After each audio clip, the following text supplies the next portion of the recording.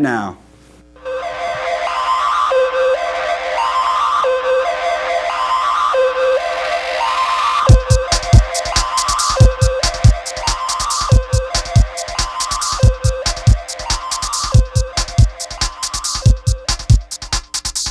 High School recently competed in the very prestigious art contest known as VASE, and not only competed but did very well, taking home several notable awards. Students all over Texas submit pieces of art in the spring to the competition VASE, the visual arts scholastic event, where they are submitted and judged against the state. Junior Allie Alford submitted a self-portrait created with fabric and a canvas while in Art 1 and ended up taking home the Gold Seal Award, the highest merit one can receive in this competition. I kind of just like stood there and I was like frozen, and I was just like, oh my gosh, like what just happened? Then my mom was like, Allie, you did it, like you won a gold seal, and I was like, you're kidding me, right? But it was real. I really like art. Like it's just something I guess that speaks to me a little bit. It's easier for me to like get my emotions across through all of that and stuff. And so when I was making it, I was thinking like, I'll try out this competition, like it could be fun. Let's just see what I can do. And like I wasn't doing it to win a gold seal. I was doing it to like kind of showcase something that I could do, and it turned out to be something really unique. So after months of working on her piece, Allie was able to create a work of art that she says is a reflection of her personality.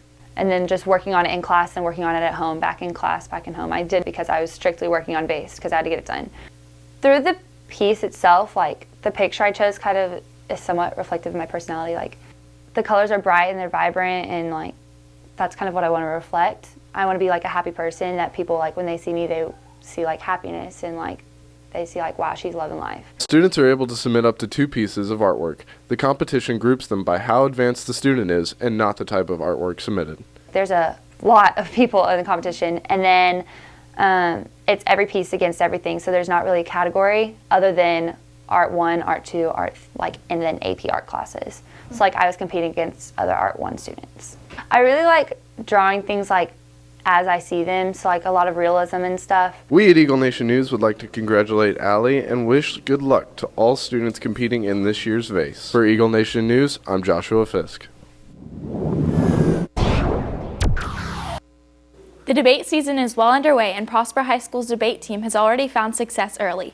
Liam Gamboa and Zach Watson took a deeper look into what to expect later in the season from the team. This year, 3 Prosper High School students in the PHS debate team went to the UIL Congress District and won 1st, 2nd, and 6th. Zach Elmer placed 1st, Mark Warner 2nd, and Alex Howe 6th. Took part making PHS the top school of this competition, and the only school with 3 debaters in the final round. Zach Elmer and Mark Warner are moving on to state this January in Austin. I think that the debate team has really improved tremendously over the past couple years. Last year, with a lot of hard work, we had quite a bit of success, and then this year we started off to an even greater amount of success, winning our first district championship and the first opportunity that we had. Skill trumped experience when it came to the UIL Congress District. Zach Elmer swept away the competition with an amazing argument and words unlike any other. The debate team's changed drastically since I've been here. I was here since my freshman year doing the same event, but as we went along, we changed mindsets. We got captains, which we haven't had before, especially for a young program. Our debaters got better. We're traveling and competing at the national and the state circuit. So I think we've really grown and changed in these past 3 years. With the next debate competition coming up on December 4th and 5th, the PHS debate team should have plenty of time to prepare for the challenge facing them. Mr. Wright, cue up We Are the Champions. With Eagle Nation News, I'm Liam Gamboa.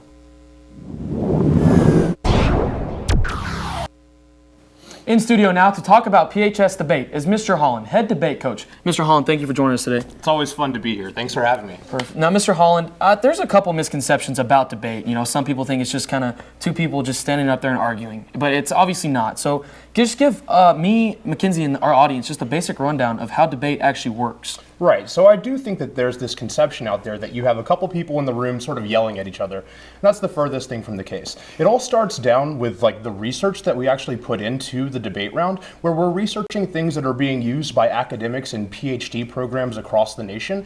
And so everything is really constructed. So we're not arguing back and forth. We have like constructed times that we're able to give our speeches, and then we move into rebuttals where we're refuting the arguments that our opponents have as well.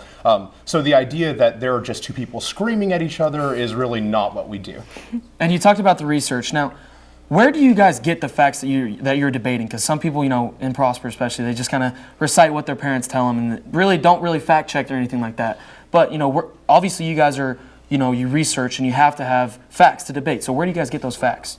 Right. I definitely think that fact-checking is a big part of the game that we play. We do a lot of things in terms of getting our information that we use in debate rounds. For example, we'll use things like Google Scholar, which is a great place to find credible information. We'll also use like various think tanks and then other databases. There are databases like JSTOR, which are really, really good for finding information that are going to be really good for debate rounds, that are also things that are going to be used by professionals in whatever field or subject that we're debating. And how have you guys been practicing and preparing for the upcoming meets? Right, so the Prosper debate team practices 4 times a week, Monday through Thursday, and then usually Friday and Saturday of every week we're competing. And so our practices consist of a lot of different things. Sometimes we're doing drills to do things like increase our speed, or our ability to articulate an argument, or our ability to spontaneously come up with responses to our opponent's arguments. Other times we're doing practice debate rounds. And other times we're kind of working in a group, sort of like a think tank ourselves, to come up with different arguments that we can all utilize as a team in order to beat our opponents. Yes, sir. And when's the next debate meet? We compete 33 times a season, which is almost every week of the year. So we're competing this weekend, which is almost always true. We'll be going down to UT Austin on Friday to take on some of the nation's best.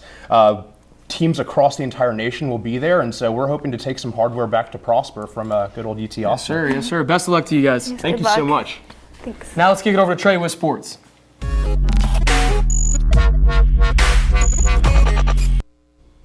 Last night, the Eagles basketball team took the court against the Newman-Smith Trojans. Coming out firing, the Eagles finished the first quarter, leading by 10 and a score of 15-5. The Trojans matched the Eagles' 13 points in the second quarter, making the score at half 28-18. Prosper came out flat in the second half, struggling to score 10 points all half, while Newman-Smith got hot and scored 44, ending the game with a final score of 62-38. The Eagles are back in action tomorrow night at 6:30 at home to start their home tournament. PHS Swim and Dive competed against the McKinney North team last night and really took charge of the meet. The Eagles won both divisions, Prosper Girls 105, McKinney North 67, and Prosper Boys 104, McKinney North 74. Wrestling has their home opener tomorrow as they take on Southlake at the administration building. Make sure and come out and support. For Eagle Nation Sports, I'm Trey Maynard.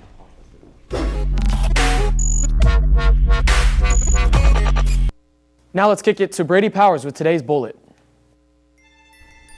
Powerlifting will be meeting tomorrow at 4 in the NPF. Maybe you're a big guy, maybe you're a little kind of small like me. I'm not that small, but you can talk to Coach Smith if you want to join. PHS Choir Concert will be on Thursday, the 10th at 7 p.m. in the auditorium. The American Sign Language classes will be joining them. There will be a silent auction hosted by Prosper Choir Booster Club as well at 6:30 in the lobby. Come out and show your support. JC's Burgers, December 8th from 5 to 9. Be there. 10% of all proceeds will be donated to Relay for Life. Me and Travis Doak will probably ask off that day. Art Club meeting will be after school today, December 3rd, room 1035. They're making cards for Settlers Ridge Nursing Home. Interact Club will be meeting today after school in Mr. McCall's room, 2210, to discuss Angel Tree Project and a Christmas party. I better get an invite. Youth for Tolerance Club will be meeting Friday, December 4th at 7:30 a.m., room 1146. Finally, National Arts Honor Society meeting will be tomorrow at 4 in room 1037 to elect officers. See Mrs. Mock for details. Well, that's the bullet. I'm Brady Powers. Back to y'all. We'll be right back after this short commercial break. Attention students. Are you taking the SAT or ACT this year? Kaplan is offering free practice courses online with the Prosper promotion code. You can take self-paced SAT and ACT practice courses on the Kaplan website. 95% of students who study with Kaplan get into one or more of their top college choices.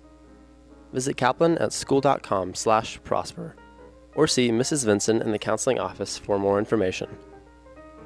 Don't delay. Testing has already started. Now let's kick it right back over to Gingy with the weather.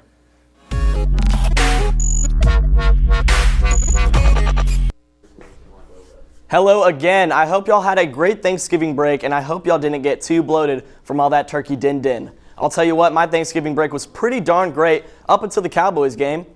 And to make it even better, UT lost to Tech that night by a field goal. My heart just can't take it anymore. That's probably why I got text messages saying that people heard me outside the other day, aka the Thunder.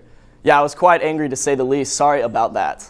All right, let's jump into weather. Highs in the 50s throughout the week. Today we have a cool forecast with a high of 56 and a low of 36 on the night. Tomorrow we have a high of 59 and an identical 36 degrees that night once again. And finally Friday, we have a high of 58 and a low of 37 degrees. Well, that's the weather around you. With your weather update, I'm Brady Powers, but you can call me McFlurry.